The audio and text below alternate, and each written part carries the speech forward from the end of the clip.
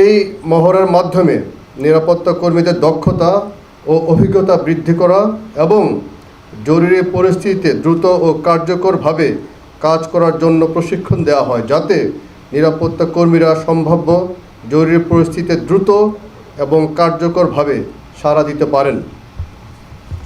এ ধরনের মহড়া আমাদের বিদ্যমান নিরাপত্তা পরিকল্পনা বা জরুরি প্রতিক্রিয়া পদ্ধতিতে কোনো ঘাটতি অথবা দুর্বলতা থাকলে তা চিহ্নিত করে এবং সমাধানের জন্য প্রয়োজনীয় পদক্ষেপ নিতে সহায়তা করে।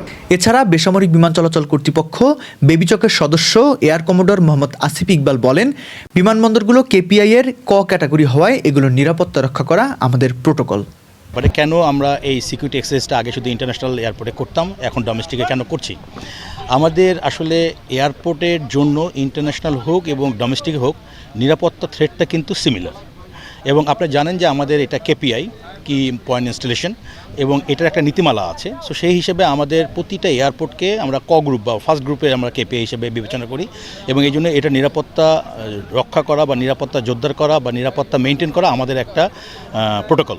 প্লাস অ্যানেক্স 17 যেটা আমাদের আইকাও অ্যানেক্স আছে, সেই অনুযায়ী আমাদের এইটা প্রতিটা এয়ারপোর্টের জন্য নিরাপত্তা ব্যবস্থা মেনটেন করা আমাদের জন্য খুবই জরুরি এবং এটা একটা আমাদের কমপ্লায়েন্স, ওরা এসে আমাদেরকে অডিট করে দেখে যায়।